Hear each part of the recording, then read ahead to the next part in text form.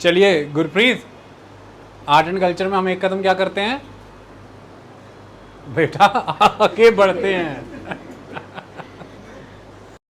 Art and culture बढ़ते हैं। Art and culture की इस विकास यात्रा में हम चैप्टर 4 पढ़ेंगे। उसका नाम क्या है बेटा? हिंदी में मध्यकालीन भारत, अंग्रेजी में मिडिवल इंडिया या मध्ययुगीन भारत, ओके। पंजाबी च मध्यकालीन ओवड़ा भारत पढ़न चलने हैं। तो मिडिवल इंडिया के बारे में ध्यान से सुनिए भाई। चलिए, एंशिएंट इंडिया का चैप्टर कंप्लीट हो गया है गुरप्रीत, और आज मिडिवल इंडिया कर। ऐसा नहीं लग रहा है कि टारगेट कर रहे हैं आपको? टारगेट होते रहोगे तो बचे रहोगे। चलो, यहाँ पर मैंने कुछ लाइनें लिखी हैं, इनको ही मैं डिटेल करूँगा, फिर हम आगे आगे प्रोसीड करते जाएंगे। चैप्टर बहुत खुशनुमा होने वाला है, बहुत कुछ सीखने वाले हैं आप। शुरुआत में ही मैंने एक बात लिखी, evolution of the composite culture of India. देखिए, आप जानते हैं आज जिस भारत की बात आप करते हैं, इस भारत का जो मेजॉरिटी फाइनलाइज्ड वर्जन था वो तकरीबन एंशिएंट इंडिया के वो बिल्कुल लास्ट दौर जिसमें वो मिडिवल इंडिया में मर्ज होने वाला है, इस दौर तक तैयार हो चुका था एक समाज का, और वो था the Hindu society. Hindu society के आज जो एलिमेंट हैं उसके तकरीबन जो फीचर्स हैं वो कैरेक्टराइज हो चुके थे एंशिएंट के बिल्कुल लास्ट टाइम में, जब वो मिडिवल में एंटर होगी उस टाइम तक। आज के समाज में हिंदू समाज एक बड़ा समाज है, उसके अधिकतर फीचर फाइनलाइज हो चुके थे। बट आज अगर मैं भारतीय राष्ट्र की बात करूं, हमारा इंडियन नेशन जो है उसका बेसिस कौन सा वाला कल्चर है? सिख कल्चर है, जैन कल्चर है, बुद्ध कल्चर है, हिंदू कल्चर है, पारसी कल्चर है, ईसाई कल्चर है, कौन सा कल्चर है? आज के इंडियन नेशन का जो कल्चर है वो कौन सा, उसके बेस में कौन सा कल्चर है? गुड, उसके बेस में ये सारे कल्चर है, माने कॉम्पोजिट कल्चर है। नेशन जो आज है उसके बेस में कॉम्पोजिट कल्चर। ये कॉम्पोजिट कल्चर वाला खेल सारा ये मिडिवल पीरियड में होगा। आई बात समझ में? तो ये कॉम्पोजिट कल्चर का एवोल्यूशन कंप्लीटली मिडिवल पीरियड के दौरान हो जाएगा। तो that's why medieval history is known for the evolution of the composite culture, and exactly the nation India right now is based on the composite culture.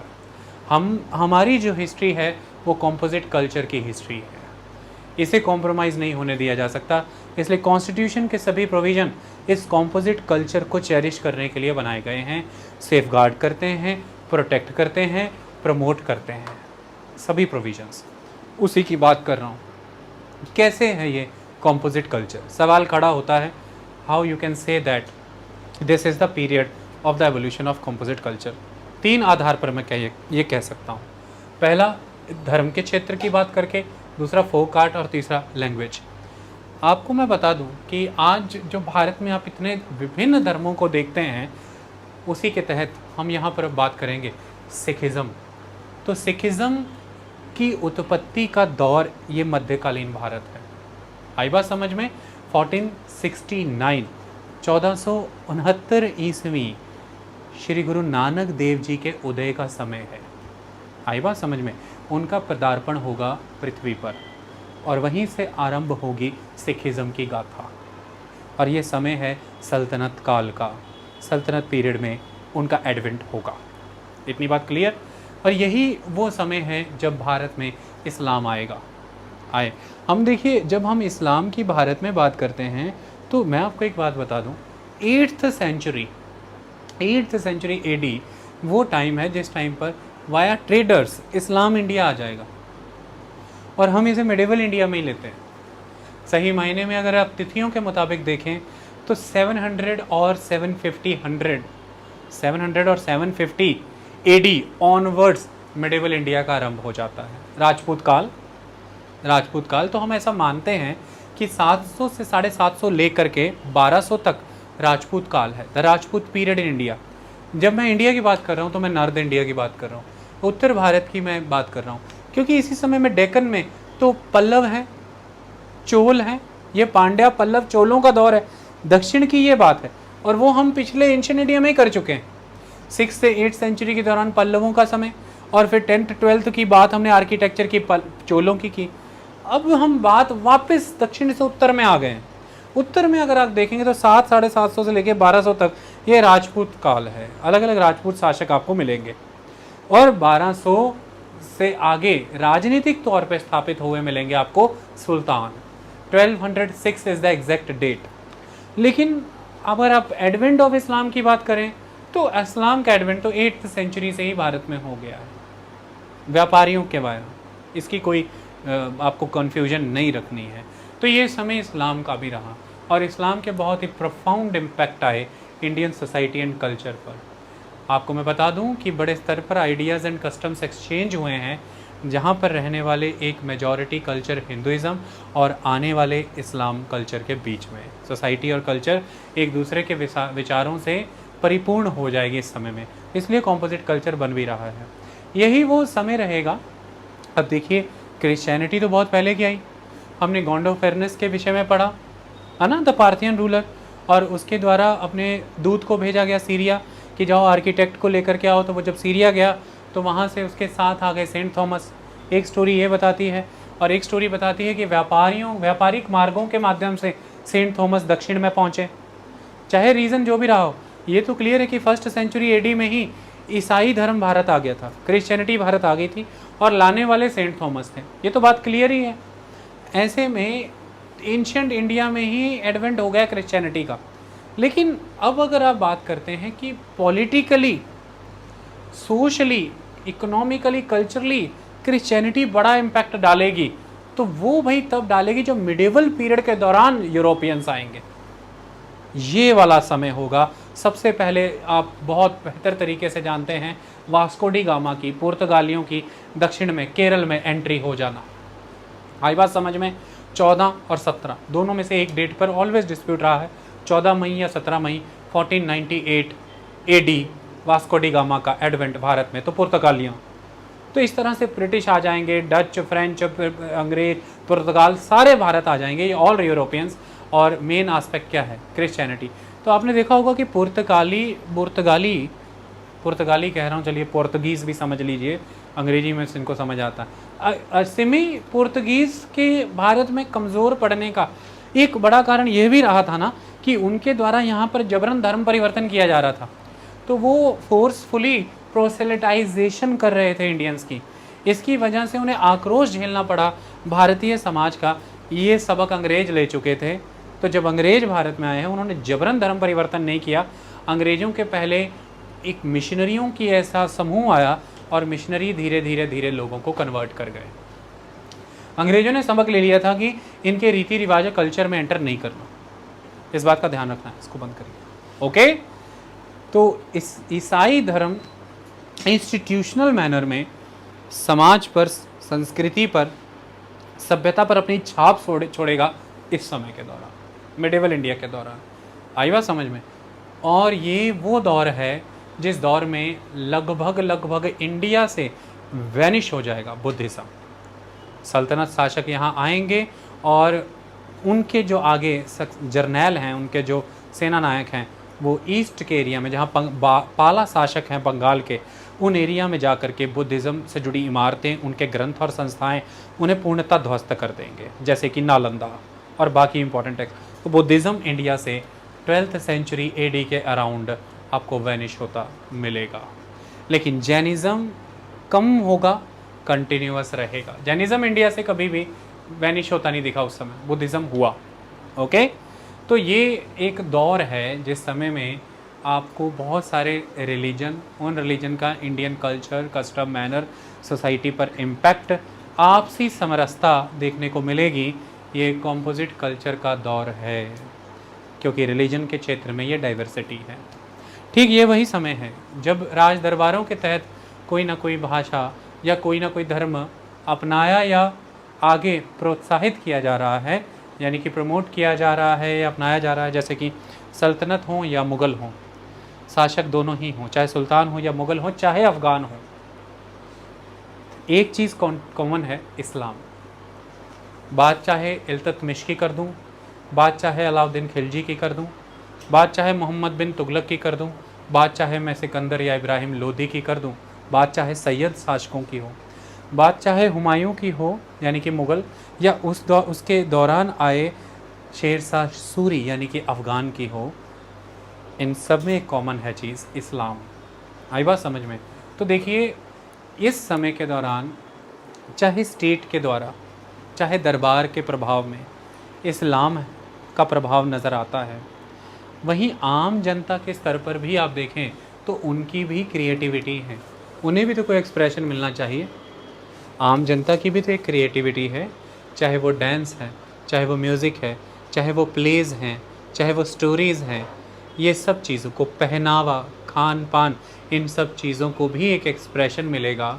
क्योंकि इस समय में जहाँ पर नेशनल लेवल पर चीज़ें उभर रही होंगी, क्योंकि बिग नेशनल स्केल किंगडम्स आएंगी, बिग दरबारी साइज़ में भाषा और धर्म प्रमोट होगा, दरबारी स्टाइल में ही एडमिनिस्ट्रेटिव प्रोसेसेस प्रमोट होंगे, वहीं इनसे अक्षुण्ण, इनसे अलग बचे हुए क्षेत्रीय स्तर पर आम जनमानस के स्तर पर अपनी अभिव्यक्ति भी होगी। वो अभिव्यक्ति जिसे दरबार में जगह नहीं है, वो लोग जो कोर्ट पोएट से अलग हैं, वो लोग जो कोर्ट हिस्टोरियन की तरह नहीं हैं, वो तानसेन या बैजू बावरा नहीं हैं, वो लोग जो कोर्ट राइटर की तरह बिहेव नहीं करते, वो जो अपने ही क्षेत्र के स्तर पर बिना सरकारी मदद के, बिना सरकारी दरबारों में अपनी क्रिएटिविटी को अभिव्यक्त कर रहे हैं, इससे जन्म लेगा द फोक। द फोक, लोक गान, लोक गीत, लोक नृत्य, लोगों की कहानियाँ, द लोक स्टोरी, द फोक लेजेंड्स इस समय में डेवलप होगी। और एक हिस्ट्री फोक हिस्ट्री भी हो जाती है। द फोक हिस्ट्री हो सकता, वो डिपेंड ही नहीं करती इस बात पे कि उसे कोई फैक्चुअली हिस्टोरिकल बुक्स में प्रूव कर पा रहा है कि नहीं, वो उससे ऊपर रहती हैं। आप जब भी जाएं, आप राजस्थान आएँ, आप पंजाब आएँ, आप जहाँ भी जाना चाहते हैं जाएँ, आपको उसी राजा की एक कहानी फोक में नज़र आएगी। और हो सकता है उसके तहत बहुत से फैक्ट को टेस्टिफाई ना करती हूँ किताबें, हो सकता है फोक में वो बहुत एग्जैजरेटेड हो क्योंकि उसका पर्पस बदल जाता है। लेकिन एक बात बता दूं मैं, दोनों का महत्व बहुत है। एक वो जो इतिहास किताबों में दर्ज है और एक वो उसी का अंग जो आम जनमानस में घूम रहा है, दोनों महत्वपूर्ण है। किताबों में दर्ज इतिहास को क्षति पहुंचाने पर सड़कों पर लोगों का हुजूम तब उमड़ता है जब वो लोग इतिहास से जुड़े होते हैं, क्योंकि लोक इतिहास ने उन्हें किताबों में बंद इतिहास से जोड़े रखा होता है। ये बड़ी बात है। चाहे एक दरबारी लेखक के तहत अकबर को मनाया जा रहा है, राणा सांगा को मनाया जा रहा है, चाहे एक दरबार लेखक के द्वारा महाराणा प्रताप को भी मनाया जा रहा है, लेकिन ये सत्य है कि आम जनमानस के बीच से उठे उन बल्लाडों ने ही फेमस किया है इन शासकों को। तो आम जनता इनसे खुद को जोड़ करके देखती है। फिर किताबों में यदि इनके साथ कोई छेड़छाड़ होगी, जनता खड़ी होगी। आई बात समझें? वहाँ से ऐसी लाइनें निकल करके आती हैं कि गर तू भी है जो राणा का वंशज, तो फेंक जहाँ तक भाला जाए। ये चीज़ें महत्वपूर्ण हैं, आपको जोड़ती हैं उस चीज़ के साथ। आई बात समझ में? फिर राणा की शान के खिलाफ किताब में भी बर्दाश्त नहीं करेंगे। तो फोक का बहुत महत्व रहता है। आप अपने लोक नृत्य से, लोक गीत से, लोक पहनावे से बहुत हद तक जुड़े रहते हैं। लोक मंच से आपने देखा होगा कि पांड आते हैं, है ना, मरासी आते हैं, ये कई तरह के परफॉर्मेंसेस देते हैं। They are folk performances and they are very very important. कई बार हम इंस्टीट्यूशनल आर्ट प्लेटफॉर्म्स पर भी फिर इन फोक चीज़ों को दिखाते हैं, जैसे कि गिद्दा, पंगड़ा, इस तरह की चीज़ों को हम वहाँ भी दिखाने का प्रयास करते हैं। कुछ फोक चीज़ें धीरे धीरे इंस्टीट्यूशनलाइज हो जाती हैं, कुछ नहीं हो पाती हैं, वो लॉस्ट हो रही होती हैं, फिर हम उन्हें इंस्टीट्यूशनलाइज करते हैं। आई बात समझ में? तो जो मेले लगते हैं राजस्थान में, ख़ास तौर पर जो मेले लगते हैं, आपको वहाँ पर जगह जगह फोक नज़र आएगा। तो इसी तरह का खान पान भी फोक होता है। ओके, तो ये समय है जब राष्ट्र के स्तर पर कुछ कल्चर्स ऑब्ज़र्व होने लगे, चाहे वो राइटिंग थी, लैंग्वेज थी, स्क्रिप्ट थी, चाहे डांस, म्यूज़िक, प्लेज़, आर्ट, कुछ भी था। आवश्यकता महसूस हुई कि जिन्हें कोई समर्थन नहीं कर रहा वो कहाँ से उभरेंगे। तो क्षेत्रीय स्तर पर फिर लोगों ने फोक को भी डेवलप किया। ये डाइवर्सिटी को रिप्रेजेंट करता है, ये आम जनता। तो it is the popular art. तो पॉपुलर का आर्ट कौन सी होती है? The folk art. Okay, folk art. देखिए, चाहे समय मौर्यों का हो, चाहे समय इंडस वैली सिविलाइजेशन का हो, एक बात याद रखिएगा, मौर्यों के समय में दरबार के द्वारा समर्थित जितनी भी आर्ट फॉर्म डेवलप हुई हो, पॉपुलर लेवल पर टेराकोटा की फिगरिंग्स के स्थान को कोई नहीं ले पाया, वो विकसित होती ही रही थी। Okay, that is important. तो दैट वाज फोक। लैंग्वेज के क्षेत्र में आप जो आज भाषाओं का प्रयोग करते हैं, बोलियों का प्रयोग करते हैं, जिन स्क्रिप्टों का प्रयोग करते हैं, आपको समझ आ जाएगा कि ये मिडेवल ही इंडिया के दौरान विकसित हुई हैं। ये वो समय है जिस समय में भक्ति और सूफ़ी मूवमेंट का आरंभ हुआ, और इसी भक्ति सूफ़ी मूवमेंट के तहत आम जनमानस से जुड़ने के लिए और अब तक के टेक्स्ट, अब तक की लैंग्वेजेस जिन प्रिविलेज सेक्शंस ने रिजर्व्ड रखी थी, उनको चुनौती देते हुए इन संप्रदायों ने नई लैंग्वेजेस, नए डायलेक्ट और नई स्क्रिप्ट को तैयार करने का काम किया, और इन्होंने वर्नैकुलर लैंग्वेजेस में अपने साथ जनसमूह को जोड़ा। इसलिए भक्ति सूफी मूवमेंट की एक बड़ी देन है इंडियन वर्नैकुलर लैंग्वेजेस को डेवलप करने में, और आज जो वर्नैकुलर लैंग्वेजेस आप भारत में उपयोग करते हैं वो इसी काल के समय में आरंभ और विकसित हुई। आई बात समझ में? That is important. तो आज वर्नैकुलर लैंग्वेजेस भी हमारे नेशन का हिस्सा हैं। हमारे नेशन कंपोजिट कल्चर के तहत आता है, फिर उस कंपोजिट कल्चर के तहत कॉन्स्टिट्यूशन में आपको सब कुछ ही नज़र आ जाता है, चाहे रिलीजन की डाइवर्सिटी की बात हो, चाहे लैंग्वेज की डाइवर्सिटी की बात हो, चाहे फोक की डाइवर्सिटी की बात हो, सब कुछ नज़र आता है। ये चीज़ें इस मिडेवल काल से जुड़ी हुई। ओके, इसी मिडेवल इंडिया को आप पढ़ने जा रहे हैं। सबसे पहले हमें पॉलिटिकल बैकग्राउंड पढ़नी ज़रूरी है। देखिए, टाइम स्केल की कुछ बच्चों को बताते थे कि दिक्कत आती है, तो मैं कल या परसों एक लेक्चर 10-15 मिनट का रिकॉर्ड करूँगा, उसमें टाइम स्केल का ही लेक्चर रिकॉर्ड कर देंगे ताकि कभी किसी को कोई प्रॉब्लम ही ना आए। यहाँ पर हम कोशिश करेंगे कि आपको कोई समस्या टाइम स्केल की ना आए। देखिए, आपको इतना महत्वपूर्ण डेट एक पता होनी चाहिए, ये डेट आप ध्यान में रखिए कि जब आप भारत की बात करते हैं, भारत के उत्तर पश्चिम क्षेत्र में, नॉर्थ वेस्टर्न रीजन में, आप महत्वपूर्ण बात करेंगे अफ़गानिस्तान की, और जब आप इन क्षेत्रों की बात करते हैं, बात गजनी की होगी, बात घोर की होगी। तो ये दो क्षेत्र हैं, गजनी है, एक घोर है। सबसे पहले भारत में जो एक इन्वेडर के तौर में मुस्लिम कम्युनिटी के तहत आएंगे, वो महमूद गजनी होंगे। वो गजनी से आए हैं तो उन्हें आप महमूद ऑफ गजनी कहते हैं, या महमूद ऑफ गजनवी कहते हैं। तो महमूद गजनी या गजनवी, वो आपकी चॉइस है, वो भारत आएंगे। आई बात समझ में?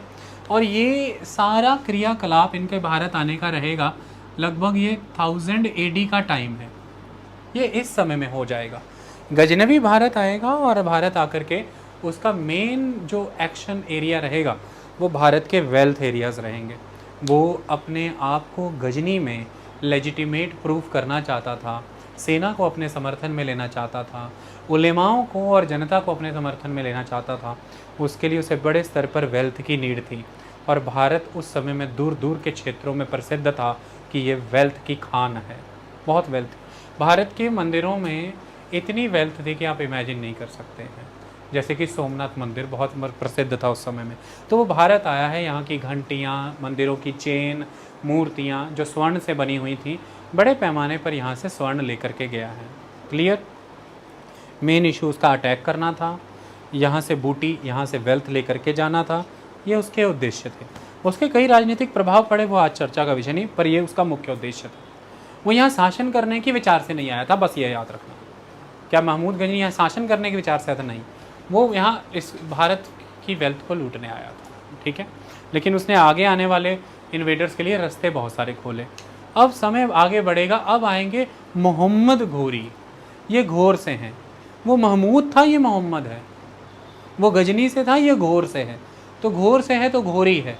ये मोहम्मद घोरी जब भारत आएगा, इसके समय में, उस समय में अलग अलग राजपूत शासकों में से एक शासक बड़े महत्वपूर्ण हो चुके होंगे, वो हैं शाकंभरी के चाहमान, यानी कि चौहान, यानी कि पृथ्वीराज चौहान। पृथ्वीराज चौहान, दिल्ली पर कंट्रोल इनका होगा, और ऐसे में पृथ्वीराज चौहान के साथ युद्ध होंगे। इसे तराई के युद्ध कहते हैं। ये मोहम्मद घोरी के होंगे। The famous battle of Terai was the most decisive battle in the Indian history, जिस तराई के दूसरे युद्ध में पृथ्वीराज चौहान परास्त हुए हैं।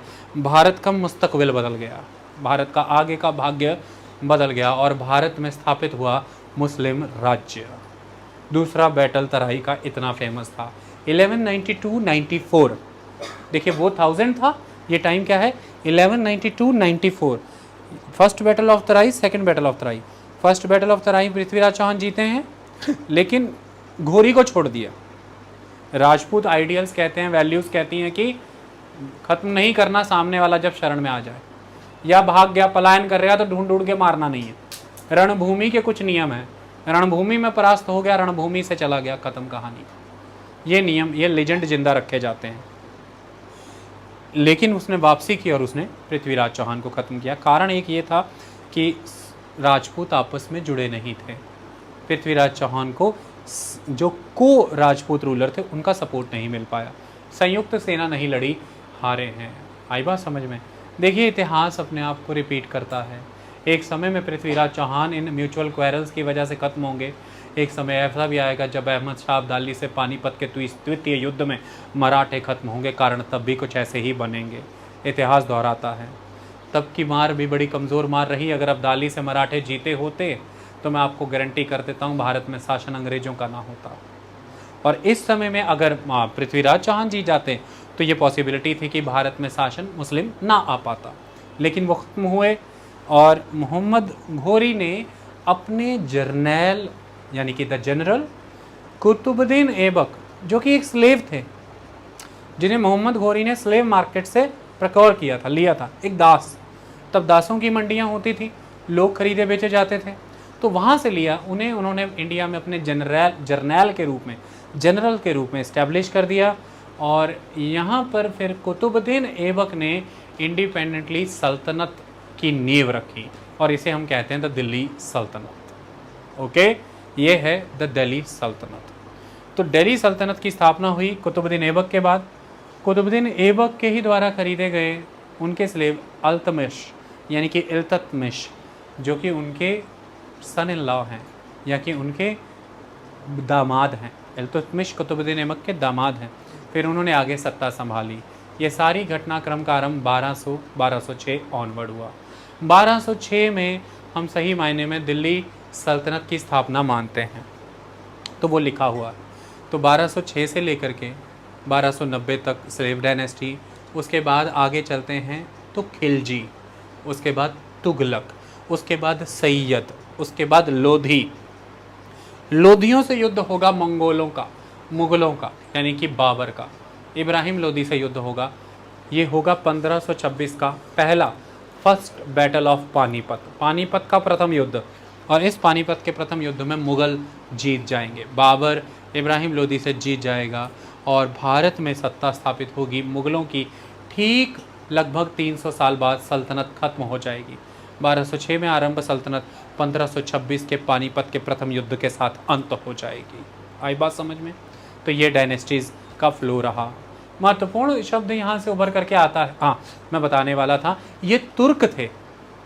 द सुल्तान ऑफ दिल्ली देवर तुर्क। किस एथनिक स्टॉक से थे ये? तुर्क स्टॉक। और कौन सी ब्रांच थी, कौन सा तुर्क था? ममलूक तुर्क थे ये। आई बात समझ में? सुल्तान शब्द क्यों था, ये सवाल बड़ा खड़ा होता है। मुगलों के साथ कभी सुल्तान सुना? सुल्तान अकबर सुना कभी? सुल्तान जहांगीर, एक लाइन सुनी होगी, सम्राट अकबर, द एम्पायर अकबर। ये सुल्तान क्यों थे, उसका कहानी समझिए। देखिए पूरे वर्ल्ड में इस्लाम में कॉन्सेप्ट है। देखिए इस्लाम में प्रॉफिट मोहम्मद हुए हैं, प्रॉफिट मोहम्मद, पैगंबर मोहम्मद। देखिए सभी धर्मों में पैगंबर होते हैं अलग अलग स्तर पर। जो अकाल पुरख है, जो गॉड है, जो अल्लाह है, जो जेहोवा है, या जो अहुर मजदा है, जो जरथुस्टा है, ये वो हैं the one and only the God, the supreme God, परमेश्वर। लेकिन मैसेंजर हुए हैं, मैसेंजर अलग अलग हुए हैं। जैसे कि क्रिश्चियनिटी में जीसस क्राइस्ट हुए हैं, जैसे कि ज्यूइश धर्म में हेब्रियू रिलीजन में मोसेस हुए हैं, द मूसा। जैसे कि इस्लाम में प्रॉफिट मोहम्मद हुए हैं। जैसे कि सिखिज़म में गुरु नानक, और फिर 10 gurus, all gurus they are the gurus. Basically इस तरह से ये सिस्टम चलता है और यहीं से कहानी आती है द प्रॉफिट मोहम्मद। 571 AD की बात है, बात अरेबिया की है। यहाँ पर एडवेंट होता है पैगंबर मोहम्मद का।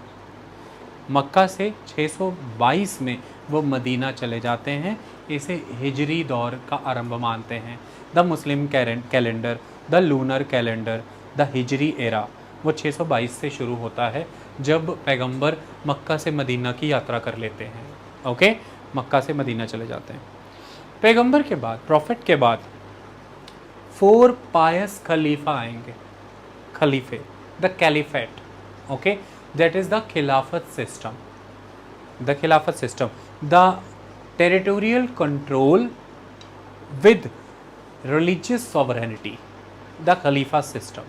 okay, टेरिटरी जो है उसके पीछे टेरिटरी ऑक्यूपाई की है, उसमें लोग हैं, वो जो लोग हैं वो मुकम्मल ईमान के लोग, दैट इज़ द मुसलमान।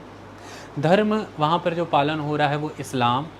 और ये जो पूरी की पूरी टेरिटरी है ये रेगुलेटेड होगी कुछ डॉक्ट्रिन्स और टीचिंग से, आइडियोलॉजी से, जैसे कि one book that is the revealed book, that is the Quran, जो पैगंबर को रिवील हुई अल्लाह से। And the second one is the view point और द टीचिंग्स ऑफ पैगंबर Mohammad himself, that is the Hadith और द हदीत। तो कुरान और हदीस 2 इम्पॉर्टेंट ग्रंथ, किताबें मानी जाती हैं इस्लाम में। तो अब ये डॉक्ट्रिन्स, इन टीचिंग्स के बेस पर ये टेरिटरी गवर्न होगी, ये टेरिटरी रूल होगी। यही टीचिंग्स, यही ग्रंथ जो हैं लेजिटिमेसी प्रोवाइड कर रहे हैं, डॉक्ट्रिन्स प्रोवाइड कर रहे हैं इस क्षेत्र को कंट्रोल करने के लिए। And that person is the खलीफा and that area is the खिलाफत, the caliphate, and the system is the system of caliphate. Okay, इस तरह से विश्व भर में जहाँ भी कोई मुस्लिम है, पूरे वर्ल्ड में जहाँ भी कोई मुस्लिम है, ऐसा सिद्धांत था, वो हर मुस्लिम इस्लाम का फॉलोअर है, वो मुसलमान है। और इसके तहत वो उस समय में टाइम बीइंग किसी भी टेरिटरी में बस रहा हो, किसी भी रूल के अंडर हो, वो एक डिफरेंट मैटर है। But the one thing is permanent कि वो वर्ल्ड में कहीं भी है, वो एक पर्सन की स्पिरिचुअल ऑर्डर के अंडर है। And that spiritual leader is the Khalifa. The first aspect, that spiritual leader is the Khalifa. Second aspect is that Khalifa himself is the political leader of every Musliman also. तो आप कहीं भी रह रहे हैं, आप पर खलीफा की स्पिरिचुअल और पॉलिटिकल लीडरशिप रहेगी। तो he is a spiritual and temporal leader of every Musliman living in each and every corner of this planet. आई बात समझ में? तो इस तरह से ये माना गया कि जहाँ कहीं भी आप बस रहे हैं वहाँ आप खलीफा की हुकूमत में हैं। खलीफा ही आपके आध्यात्मिक लीडर हैं, खलीफा ही आपके राजनीतिक लीडर हैं। लेकिन उस पर्टिकुलर जगह पे कोई तो फिज़िकल लीडर भी होगा, और जो आपको इस्लाम के रूल रेगुलेशन फॉलो करा रहा है, जो वहाँ पे लॉ एंड ऑर्डर इस्टेब्लिश कर रहा है, जो वहाँ पे एडमिनिस्ट्रेशन प्रोवाइड कर रहा है, तो वो भी तो कोई होगा। वो कौन होगा? वो that person will be the सुल्तान ऑफ समवन बिग। तो वो सुल्तान है। तो that's why it is the सल्तनत। The supreme ruler was the खलीफा। तो सल्तनत रूलर जो हैं, इनके बारे में ये कहा जा सकता है कि ये फुली सॉवरेन रूलर नहीं थे, क्योंकि जो सॉवरेनिटी थी वो खलीफा के पास थी। आई बात समझ में? तो इसलिए इन्हें खलीफा से सरोपा लेना पड़ता था, द रॉब। तो खलीफा से इन्हें रॉब मिलता था, खलीफा का आशीर्वाद लेना पड़ता था, क्योंकि अगर वो ऐसा नहीं करेंगे तो भारत के अंदर वो जो पर्टिकुलर रूलर है, बी इट एनी रूलर, उस रूलर को उसके लोगों का समर्थन नहीं मिलेगा, क्योंकि उसके जो लोग हैं उन लोगों का मेन रेगुलेटिंग इंस्टीट्यूशन रिलीजन है, रिलीजियस इंस्टीट्यूशन। और उस इंस्टीट्यूशन में सबसे इम्पॉर्टेंट इंस्टीट्यूशन है द मॉस्क्यूज़, मस्जिदें महत्वपूर्ण हैं। Second important thing is the sacred text.